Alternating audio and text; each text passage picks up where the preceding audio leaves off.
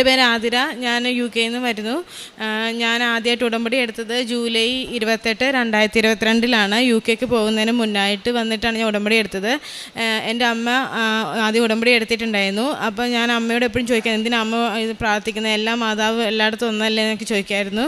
പക്ഷേ അമ്മ പറഞ്ഞ്, ഇത് നിനക്കറിയാൻ മേലാഞ്ഞിട്ടാ, നല്ല ശക്തിയുള്ള മാതാവ് നമ്മുടെ നടക്കാത്ത കാര്യങ്ങളെല്ലാം മാതാവ് നടത്തി തരും. എനിക്കെന്ന് വെച്ചാൽ തന്നെ നിൽക്കാനും തന്നെ എല്ലാം ചെയ്യാനൊക്കെ ഒരു പേടിയുള്ള കൂട്ടത്തിലായിരുന്നു. അപ്പോൾ അമ്മ പറഞ്ഞ്, തീർത്ഥാടന ഉടമ്പടി എടുത്തിട്ട് നീ പോയാൽ മതി, ബാക്കി എല്ലാ കാര്യങ്ങളും മാതാവ് നടത്തിക്കൊള്ളുന്നു. അങ്ങനെ ഞാൻ തീർത്ഥാടന ഉടമ്പടി എടുത്തിട്ടാണ് ഇവിടുന്ന് പോയത്. UK ചെന്നിട്ട് എനിക്ക് OSCE എന്നൊരു എക്സാം ഉണ്ടായിരുന്നു. ആ എക്സാം പാസ്സായി മാത്രമേ നമുക്ക് NMC പിന്നെ കിട്ടിയ ഒരു നേഴ്സായിട്ട് അവിടെ വർക്ക് ചെയ്യാൻ സാധിക്കുകയുള്ളൂ. അപ്പോൾ ഞാൻ എന്നും അതിനുവേണ്ടി പ്രാർത്ഥിക്കുകയായിരുന്നു. ക്ലാസ്സൊക്കെ കഴിഞ്ഞ് എക്സാമിൻ്റെ സമയത്ത് ഞാൻ പ്രാർത്ഥിക്കും. ഉടമ്പടി തൈലവും ഉപ്പുമൊക്കെ ഉപയോഗിച്ച് എന്നും പ്രാർത്ഥിക്കുമായിരുന്നു. അന്ന് എക്സാമിൻ്റെ അന്ന് ഞാൻ ഹോൾ ടിക്കറ്റ്, അവിടെ കിട്ടുന്ന ഹോൾ ടിക്കറ്റായാലും പാസ്പോർട്ടായാലൊക്കെ തൈലവും ഉപ്പും ഉപയോഗിച്ച് പ്രാർത്ഥിച്ച് വിശ്വാസപ്രമാണം ചൊല്ലിയാണ് ഞാൻ എക്സാമിന് പോയത്. അന്ന് മാലയോ അങ്ങനെ ഇടാൻ പാടില്ല. പക്ഷെ ഞാൻ എന്നാലും മാതാവിൻ്റെ കാശുരൂപം ഞാൻ എൻ്റെ പോക്കറ്റിൽ ഞാൻ സൂക്ഷിച്ച് വെച്ചിരുന്നു. പോക്കറ്റിൽ ഇട്ടിട്ടാണ് ഞാൻ പോയത്. അന്ന് പ്രാർത്ഥിച്ച് എക്സാം എഴുതി. എക്സാം ഞാൻ പാസ്സായി. അതെനിക്ക് മാതാവ് തന്നൊരു വലിയ അനുഗ്രഹമാണ്. എക്സാം 3 അറ്റംപ്റ്റേ നമുക്കുള്ളൂ. എക്സാം പാസ്സായി മാത്രമേ നമുക്കവിടെ ഒരു നേഴ്സായിട്ട് വർക്ക് ചെയ്യാൻ സാധിക്കുകയുള്ളൂ.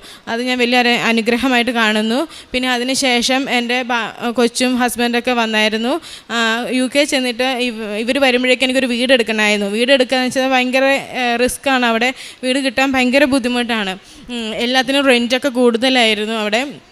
അപ്പോൾ ഞാൻ മാതാവിനോട് എപ്പോഴും മുട്ടിപ്പായിട്ട് പ്രാർത്ഥിക്കായിരുന്നു, എനിക്കൊരു നല്ല വീട് തരണം, കൊച്ചിന് സ്കൂളൊക്കെ അടുത്തുള്ളൊരു വീട് തരണം എന്ന് എപ്പോഴും പ്രാർത്ഥിക്കായിരുന്നു. അപ്പോൾ എനിക്ക് വീട് കാണാൻ പോയിട്ട് 2 വീട് എനിക്ക് ഓഫർ വന്നു. അതിൽ ഒരു വീട് ശനിയാഴ്ച അവർ വിളിച്ചിട്ട് പറഞ്ഞു ഞങ്ങൾ തരാൻ റെഡിയാണെന്നും, മറ്റേ വീട് പറഞ്ഞു അവർ തിങ്കളാഴ്ച അവർക്ക് പറയാൻ പറ്റുള്ളൂന്നും. പക്ഷേ എനിക്ക് ഇഷ്ടമായത് തിങ്കളാഴ്ച തരാമെന്ന് പറഞ്ഞ വീടായിരുന്നു എനിക്ക് ഇഷ്ടമായത്. അതൊരു അപ്പാർട്ട്മെൻ്റ് ആയിരുന്നു, സേഫ്റ്റി ഉണ്ടായിരുന്നു, സ്കൂൾ അടുത്തുണ്ടായിരുന്നു, ഒരു പള്ളി അടുത്തുണ്ടായിരുന്നു. അപ്പോൾ ഞാൻ മാതാവിനോട് എപ്പോഴും പ്രാർത്ഥിക്കായിരുന്നു എനിക്ക് ആ വീട് തരണമെന്ന്. പക്ഷെ ഞാൻ എന്നിട്ട് ശനിയാഴ്ച വിളിച്ച് പറഞ്ഞവരോട് പറഞ്ഞു, രണ്ടും കൽപ്പിച്ച് പറഞ്ഞു എനിക്ക് ആ വീട് വേണ്ട എന്ന് ഞാൻ ശനിയാഴ്ച വിളിച്ചവരോട് പറഞ്ഞു. എന്നിട്ട് ഞാൻ മാതാവിനോട് പറഞ്ഞു, എനിക്ക് ആ വീട് തരണം, മാതാവിനെ എനിക്ക് എന്നും കണ്ട് ഡ്യൂട്ടിക്ക് പോകാൻ സാധിക്കും, എൻ്റെ കൊച്ചിന് സ്കൂൾ അടുത്തുണ്ട്, എനിക്ക് വീട് തരണം എന്ന് ഞാൻ ലൈറ്റ് ക്യാൻഡിൽ റിക്വസ്റ്റ് ഇട്ട് പ്രാർത്ഥിച്ചു. കുറേ പേര് വീട് കാണാൻ വരുമായിരുന്നു. അപ്പോൾ നമുക്ക് ഉറപ്പില്ല നമുക്ക് ഏത് വീട് കിട്ടും. പിന്നെ നമുക്ക് മാത്രം ഇഷ്ടപ്പെട്ടാൽ പോരാ വീട് കിട്ടണമെങ്കിൽ, ആ ലാൻഡ് ലോണിനും നമ്മൾ ഇഷ്ടപ്പെടണം, നമ്മുടെ ജോബ്, നമ്മുടെ ഫുൾ ടൈം ആണോ, സാലറി, ഇതിനെല്ലാം ബേസിസ് ചെയ്യാനും നമുക്കൊരു വീട് അവിടെ കിട്ടുക.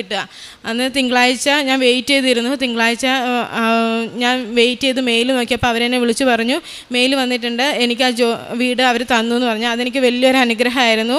അതിന് ഞാൻ മതന് ഒരുപാട് കടപ്പെട്ടിരിക്കുന്നു. പിന്നെ അതിന് ശേഷമാണെങ്കിലും ഇപ്പം ഞാൻ 2.5 വർഷം കഴിഞ്ഞിട്ടാണ് UK നിന്ന് വരുന്നത്. സാക്ഷ്യം പറയാൻ വേണ്ടി മാത്രമാണ് ഞാനിപ്പോൾ വന്നത്. അപ്പോൾ ആ വീട് എനിക്ക് ഇപ്പം 2.5 വർഷമായിട്ടുണ്ട്. അപ്പോൾ 1 വർഷം കഴിയുമ്പോൾ ഒരു റെൻറ്റ് കൂട്ടി, അടുത്ത വർഷം കഴിഞ്ഞപ്പോൾ അവർ വീണ്ടും റെൻറ്റ് കൂട്ടി, അത് കഴിഞ്ഞ് വീണ്ടും ഒരു റെൻറ്റ് കൂട്ടുമെന്ന് പറഞ്ഞപ്പോൾ ഞാൻ പറഞ്ഞു, മാതാവേ ഇനി റെൻറ്റ് കൂട്ടിയാൽ 850 ഞാൻ റെൻറ്റ് കൊടുക്കുന്നു, ഇനി കൂട്ടി കഴിഞ്ഞാൽ ഒത്തിരി റെൻറ്റ് കൊടുത്തു കഴിഞ്ഞാൽ നമുക്ക് കോസ്റ്റ് ഓഫ് ലിവിങ് വളരെ കൂടുതലാണ് അവിടെ, എനിക്ക് വേറെ വീട് നോക്കി പോകാനും സാഹചര്യമില്ല, നമുക്ക് സ്കൂള് കൊച്ചിന് അടുത്തുണ്ട്, മാതാവുണ്ട്, എനിക്ക് ഈ വീട് നീ തന്നതാണ്, ഇത് തന്നെ എനിക്ക് കണ്ടിന്യൂ ചെയ്യണം, അവർ റെൻറ്റ് കൂട്ടല്ലേ, 2 പ്രാവശ്യം റെൻറ്റ് കൂട്ടി, ഇനി കൂട്ടല്ലേ എന്ന് പറഞ്ഞ് ഞാൻ ഒത്തിരി ലൈറ്റേക്കാൻ റിക്വസ്റ്റ് ഇട്ട് എന്നും പ്രാർത്ഥിക്കുമായിരുന്നു. അന്ന് ഏജൻസി വിളിച്ചിട്ട് പറഞ്ഞു അവർ റെൻറ്റ് കൂട്ടും, ലാൻഡ് ലോണിനോട് ചോദിച്ചിട്ട് പറയാമെന്ന് പറഞ്ഞു. ഞാൻ ലൈറ്റ് ക്യാൻഡിൽ റിക്വസ്റ്റ് ഇട്ട് മുട്ടിപ്പായിട്ട് പ്രാർത്ഥിച്ചു. അവർ പിന്നെ വിളിച്ചിട്ട് പറഞ്ഞു, ലാൻഡ് ലോഡ് പറഞ്ഞു റെൻറ്റ് കൂട്ടുന്നില്ല, അവർ റോളിംഗ് അഗ്രിമെൻ്റ് ആക്കി തന്നു ഞങ്ങളുടേത്. എന്നിട്ട് ഞങ്ങൾക്ക് ഇപ്പോൾ ഉള്ള നമ്മൾ കൊടുക്കുന്ന സെയിം റെൻറ്റ് തന്നെ നമുക്ക് നിൽക്കേണ്ട കാലത്തോളം നമുക്കവിടെ നിൽക്കാം, നമുക്ക് എന്നാണോ അവിടെ നിന്ന് മാറേണ്ടത് അന്ന് നമുക്ക് മാറിയാൽ മതി എന്നുള്ളൊരു ഓപ്ഷൻ ഞാൻ തന്നു. അത് എനിക്ക് വളരെ ഉപകാരമായിരുന്നു. എനിക്ക് ഭയങ്കര ഇഷ്ടപ്പെട്ടൊരു വീടും എല്ലാ സൗകര്യങ്ങളും എല്ലാ സേഫ്റ്റിയുള്ളൊരു ഇതായിരുന്നു. ഞാൻ ഒരുപാട് കടപ്പെട്ടിരിക്കുന്നു മാതാവിനോട്. പിന്നെ എൻ്റെ മകന് രോഗസൗഖ്യം കിട്ടിയതാണ്. എൻ്റെ മകൻ ഒരു ദിവസം ഞാൻ പുറത്ത് പോകാൻ നിൽക്കുമ്പോൾ, ഞാൻ അപ്പാർട്ട്മെൻറ്റിലാണ് താമസിക്കുന്നത്, ഞാൻ പുറത്തേക്ക് ഇറങ്ങുകയും ഫോൺ എടുക്കാൻ മറന്നുപോയി. ഞാൻ ഹസ്ബൻഡിനോട് പറഞ്ഞു ഫോണൊന്ന് എടുത്ത് തരാൻ വേണ്ടിയിട്ട്. അപ്പം മകൻ വന്ന് ഡോർ തള്ളി പിടിച്ചു. അത് ഓട്ടോമാറ്റിക് ഡോർ ആയതുകൊണ്ട് അവൻ തള്ളി ആ ഡോർ അടയുന്ന അവിടേക്ക് വന്ന് പിടിച്ചു. അവന് പിന്നെ അങ്ങ് സ്റ്റോപ്പ് ചെയ്യാൻ പറ്റില്ല, ഭയങ്കര ഫോഴ്സിലാണ് അത് വരുന്നത്. അവനത് തള്ളി പിടിച്ചു, അവൻ്റെ വിരൽ അതിൻ്റെ ഇടയിൽ പോവുകയും ഡോർ വന്ന് അടയുകയും ചെയ്തു. അപ്പോഴത്തേക്ക് ഞാൻ താഴെ നിന്ന് ഓടി കയറി വരുന്നു, ഹസ്ബൻഡ് ഓടി വന്ന് വാതിൽ തുറന്നു, പക്ഷെ അത് അടഞ്ഞു. അവൻ പെട്ടെന്ന് ഭയങ്കര കരച്ചിലായി. ഞങ്ങളത് ഓപ്പൺ ചെയ്ത് നോക്കിയപ്പോൾ തൊലിയെല്ലാം, സ്കിന്ന് മുഴുവൻ ബ്രേക്ക് ഡൗൺ ആയി, ഫുള്ള് ബ്ലഡ്, കൈ മുഴുവൻ നിറഞ്ഞ് ചോര ഒഴുകുമായിരുന്നു. അപ്പോൾ ഞാൻ ആദ്യം തന്നെ മാതാവിൻ്റെ തൈലം എടുത്തിട്ട് മുറിവിലേക്ക് ഒഴിക്കുകയും എന്നിട്ട് വിശ്വാസപ്രമാണം ചൊല്ലി ഞങ്ങൾ മുട്ടിപ്പായിട്ട് മുട്ടയെ കുത്തിന്ന് പ്രാർത്ഥിക്കുകയും ചെയ്തു. എന്നിട്ട് അതിന് ശേഷമാണ് ഞാൻ അവനെ ആശുപത്രിയിലേക്ക് കൊണ്ടുപോയത്. കാരണം അവന് നല്ല ഫോഴ്സിലാണ് വന്നടഞ്ഞത്. അവൻ്റെ കുഞ്ഞ് കൈ ആയതുകൊണ്ട് ഫ്രാക്ചർ ആയിട്ടുണ്ടോയെന്ന് എനിക്ക് നല്ല ടെൻഷൻ ഉണ്ടായിരുന്നു. അവിടെ ചെന്ന് ഹോസ്പിറ്റലിൽ ചെന്നു, എക്സ്റേ എടുത്ത് നോക്കിയപ്പോൾ ഒരു ഫ്രാക്ചറും ഇല്ലായിരുന്നു. അവരവിടെ നിന്ന് ഡ്രസ്സ് ചെയ്ത് വിട്ടു. അതിനുശേഷം ഞങ്ങൾ എന്നും അതിൽ ഡ്രസ്സിങ് ഓപ്പൺ ആക്കിയതിന് ശേഷം എന്നും ഞങ്ങൾ തൈലം തൊട്ട് പ്രാർത്ഥിക്കുകയായിരുന്നു. ഇപ്പം അവൻ്റെ ആ വിരലയിൽ മുറിവുണ്ടായിട്ടുണ്ടെന്നൊരു പാട് പോലെയില്ല. അതെനിക്ക് മാതാവ് തന്നൊരു അനുഗ്രഹമായിരുന്നു ഞങ്ങളുടെ കുഞ്ഞിനെ സംരക്ഷിക്കുക. പിന്നെ അവനൊരു ഒരു ഫ്രാക്ചറും കൂടെ ഉണ്ടായിരുന്നു. അത് ഞാൻ എഴുതിയിട്ടില്ല, മറന്നു. ഇതാണ് കാല് ഫ്രാക്ചറായി. അത് വേദന ഉണ്ടായിരുന്നു. ഫ്രാക്ചറാന്ന് പറഞ്ഞു, റെസ്റ്റ് ചെയ്യാൻ പറഞ്ഞു. പിന്നെ അവന് വേദന കണ്ടിന്യൂസ് 2 ആഴ്ച ഉണ്ടായിരുന്നു. അത് കഴിഞ്ഞ് ഞങ്ങൾ പിന്നെ പോയി നോക്കിയപ്പം അത് കൂടി ഓക്കെ ആയി. അതിന് വേറെ ഒരു ബുദ്ധിമുട്ടുണ്ടാക്കിയ സർജറി ചെയ്യേണ്ടവർക്ക് ഒന്നും വന്നില്ല. അതിനൊരുപാട് നന്ദിയുണ്ട് മാതാവിനോട്. പിന്നെ എൻ്റെ ഹസ്ബൻഡ് ഉടമ്പടി എടുക്കുന്നതാണ്. ഹസ്ബൻഡ് പ്രാർത്ഥിക്കും, പള്ളിയിൽ പോകും. ഞങ്ങൾ ഇവിടെ നിന്ന് പോകുന്നതിനും, ഞാനൊരു ഹിന്ദുവാണ്, ഹസ്ബൻഡും ഹിന്ദുവാണ്. അപ്പം ഞങ്ങൾ പള്ളിയിൽ പോകുകയും പ്രാർത്ഥിക്കുകയും ഒക്കെ ചെയ്യുമായിരുന്നു. ഞാൻ ഹസ്ബൻഡിനോട് ഉടമ്പടി എടുക്കാൻ പറയുമ്പോൾ ഹസ്ബൻഡ് ചോദിക്കും, എന്തിനാണ് ഞാൻ ഉടമ്പടി എടുക്കുന്നത്? ഞാൻ പള്ളിയിൽ പോകുകയും പ്രാർത്ഥിക്കുകയൊക്കെ ചെയ്യുന്നുണ്ടല്ലോ, ഞാൻ വിശ്വാസത്തിനെതിരല്ലല്ലോ എന്ന് പറയായിരുന്നു. പക്ഷേ അപ്പം ഞാൻ എപ്പോഴും പ്രാർത്ഥിക്കുന്നു, മാതാവേ ചേട്ടനൊന്ന് ഉടമ്പടി എടുക്കണേ. മാതാവിൻ്റെ അടുത്തേക്ക് ഒന്ന് ഉടമ്പടി എടുത്തു കഴിഞ്ഞാൽ പിന്നെ അത് കണ്ടിന്യൂസ് പോകുമെന്ന് എനിക്കൊരു വിശ്വാസമുണ്ട്. മാതാവിൻ്റെ അടുത്ത് ഒന്ന് വന്നാൽ മതി, മാതാവ് പിന്നെ സംരക്ഷിച്ചോളും. അപ്പം ഞാൻ ഭയങ്കരമായിട്ട് പ്രാർത്ഥിക്കാം. പിന്നെ UK എന്ന് വെച്ചാൽ നമുക്ക് അവിടെ ഒരു ക്ലൈമറ്റ് ചേഞ്ച് ഉണ്ട്, വിൻ്റർ എന്നൊക്കെ പറയുമ്പോൾ അവിടെ ഒത്തിരി സ്ട്രെസ്സ് വരും. നമുക്ക് ജോബിൻ്റെ സ്ട്രെസ്സ്, ക്ലൈമറ്റ് ചേഞ്ച് ആകുന്നതിൻ്റെ സ്ട്രെസ്സ്, അങ്ങനെ കുറേ സ്ട്രെസ്, കോസ്റ്റ് ഓഫ് ലിവിങ് എല്ലാം കൂടി ആകുമ്പോൾ അപ്പോൾ ഒരു മാനസിക സമ്മർദ്ദം പോലെ ആയിരുന്നു എനിക്ക്. ആകെ ഒരു ഡിപ്രഷൻ പിടിച്ച പോലത്തെ ഒരവസ്ഥ. അപ്പോൾ ആകെ സ്ട്രെസ്സ്, കുടുംബത്തിൽ സന്തോഷമില്ല, പ്രാർത്ഥനയൊക്കെ ഞാൻ വളരെ കുറഞ്ഞു. അപ്പോൾ ഹസ്ബൻഡിന് ആകെ ഒരു ബുദ്ധിമുട്ടായി. അത് ഹസ്ബൻഡ് പറഞ്ഞു, നീ വിഷമിക്കണ്ട, ഞാൻ ഉടമ്പടി എടുത്ത് ഞാനും പ്രാർത്ഥിക്കാം, നമുക്ക് മാതാവ് എല്ലാം സോൾവ് ചെയ്ത് തരും. അന്ന് തൊട്ട് മാതാവ് ഉടമ്പടി എടുത്തു. അതെനിക്ക് വലിയൊരു അനുഗ്രഹം. ഞാൻ ഒത്തിരി കടപ്പെട്ടിരിക്കുന്ന മാതാവിനോട്. ഇപ്പം ഞങ്ങൾ ഉടമ്പടി എടുത്തതിന് ശേഷം ഞാൻ ഹസ്ബൻഡ് ഒരുമിച്ചാണ് പ്രാർത്ഥിക്കുന്നത്. ഒരുമിച്ച് ധ്യാനം കൂടും, സാക്ഷ്യങ്ങൾ. ഞങ്ങൾ നേരത്തെ റീൽസുകളായിരുന്നു സെൻഡ് ചെയ്യുന്നതെങ്കിൽ ഇപ്പം ഞങ്ങൾ സാക്ഷ്യങ്ങളാണ് അങ്ങോട്ടും ഇങ്ങോട്ടും സെൻഡ് ചെയ്യുന്നത്. സാക്ഷ്യങ്ങൾ ഞങ്ങൾ ഡിസ്കസ് ചെയ്യും. ഞാൻ ഡ്യൂട്ടിക്ക് പോകുമ്പോൾ കേൾക്കാത്ത സാക്ഷ്യങ്ങളൊക്കെ ആണെങ്കിൽ ഹസ്ബൻഡ് വരുമ്പോൾ എന്നോട് പറയും, ഇന്ന് ഇങ്ങനെ ഒരു സാക്ഷ്യമുണ്ടായിരുന്നു, നീ കേട്ടുവോ? അത് എക്സ്പ്ലെയിൻ ചെയ്ത് എനിക്ക് തരും. പിന്നെ ഞാൻ ഡ്യൂട്ടിക്ക് പോകുമ്പോൾ എനിക്ക് ധ്യാനം കൂടാൻ പറ്റിയില്ല എന്നുണ്ടെങ്കിൽ ഹസ്ബൻഡ് ആയിരിക്കും കൂടുന്നത്. ഇപ്പം ഞങ്ങൾ തമ്മിലൊരു മത്സരം പോലെയാണ്. ഞാൻ ചിലപ്പം കൂടാൻ ലേറ്റ് ആകും ഡ്യൂട്ടി എല്ലാം അനുസരിച്ച്. അപ്പോൾ ഹസ്ബൻഡ് അത് തീർത്തിട്ടുണ്ട്. അപ്പം ഞങ്ങൾ തമ്മിൽ ആരാദ്യം ധ്യാനം കൂടി തീർക്കുന്നുള്ളൊരു മത്സരം വരെയുണ്ട്. പിന്നെ ഒരുപാട് രോഗസൗഖ്യങ്ങൾ മാതാവ് തന്നു.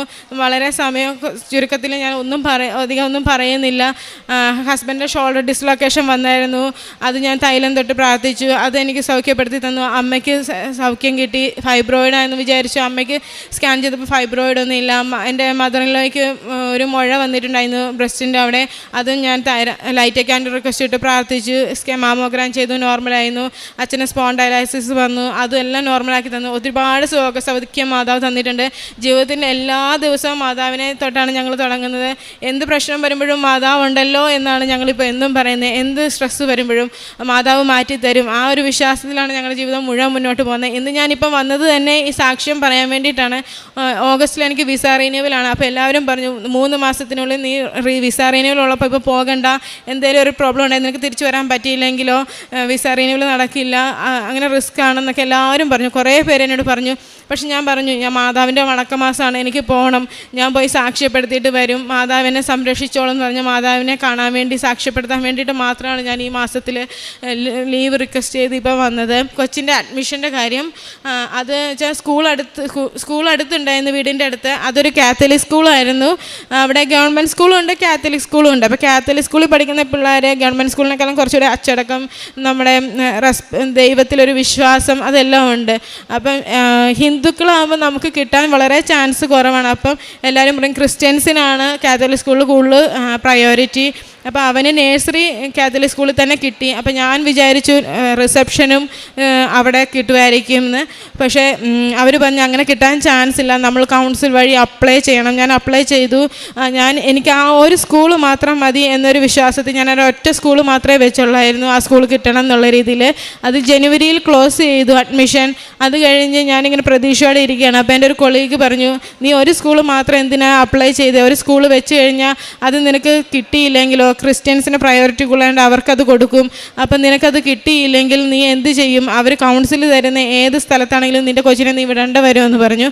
നിനക്ക് 2-3 സ്കൂളും കൂടെ നിനക്കൊരു പ്രയോറിറ്റി വെക്കത്തില്ലായിരുന്നോ എന്ന് ചോദിച്ചു. അപ്പോൾ ഞാൻ പറഞ്ഞു എനിക്ക് വേറെ സ്കൂളൊന്നും വേണ്ട, ഈ കാത്തലിക് സ്കൂൾ തന്നെ മതി, അത് 5 മിനിറ്റ്സ് വാക്കേ ഉള്ളൂ എൻ്റെ ഹൗസിൻ്റെ അടുത്തുനിന്ന്.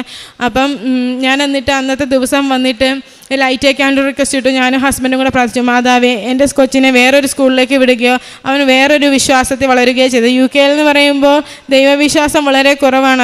അവർക്ക് ദൈവം ഇല്ല. അവർക്ക് ശരിക്കും പറഞ്ഞാൽ കുറേ ആൾക്കാർക്ക് അവർക്ക് വിശ്വാസങ്ങളില്ല. അപ്പോൾ ആ ഒരു രീതിയിലേക്ക് പോകാതെ ദൈവം എന്താണെന്നും ഈശോ എന്തായെന്നും വിശ്വസിക്കണം എന്നുള്ള ഒരു രീതിയിൽ വളരണമെന്ന് എനിക്ക് ഭയങ്കര ആഗ്രഹമായിരുന്നു. അപ്പം ഞങ്ങൾ മുട്ടിപ്പായിട്ട് പ്രാർത്ഥിച്ചു. ഏപ്രിൽ 16-ാം തീയതി സ്കൂൾ അഡ്മിഷൻ ഓപ്പണായി. അവൻ ആ സ്കൂൾ തന്ന് മാതാവ് അനുഗ്രഹിച്ചു. അതിനെനിക്ക് ഒരുപാട് നന്ദിയുണ്ട്. കാരണം കൊച്ച് പ്രൈമറി തൊട്ട് അവന് കാത്തലിക് സ്കൂൾ കിട്ടിയാൽ മാത്രമേ ഹൈ സ്കൂളാകുമ്പോഴേക്കും അവർക്ക് കാത്തലിക് സ്കൂൾ കിട്ടുകയുള്ളൂ. അല്ലെങ്കിൽ നമ്മളിപ്പം ഗവൺമെൻറ് സ്കൂളിലാണ് വിടുന്നെങ്കിൽ ഹൈ സ്കൂൾ എത്തുമ്പോൾ നമ്മളിപ്പോൾ കാത്തലിക് സ്കൂൾ അപ്ലൈ ചെയ്താൽ നമുക്കത് കിട്ടാൻ ഒരു ചാൻസും ഇല്ല. ആ സ്കൂൾ എനിക്ക് മാതാവ് തന്നത് മാതാവിൻ്റെ ഒരു അനുഗ്രഹമാണ്. ഞങ്ങൾക്ക് ഒരു കഴിവില്ല, അല്ലാതെ മാതാവ് തന്ന ആ ഒരു കാര്യത്തിൽ ഞാൻ വളരെയധികം കടപ്പെട്ടിരിക്കുന്നു. പിന്നെ പ്രേക്ഷിത പ്രവർത്തനം എന്ന് വെച്ചാൽ ഞങ്ങൾ ഫുഡ് ബാങ്ക് ഉണ്ട്. അവിടെ ഫുഡ് മേടിച്ച് ഞങ്ങൾ ഫുഡ് ബാങ്കിൽ കൊടുക്കും. പിന്നെ ഡയാലിസിസ് രോഗികൾക്ക് ഡയാലിസിസ് കിറ്റ് ഞങ്ങൾ എല്ലാ മാസവും നാട്ടിൽ കൊടുക്കാറുണ്ട്.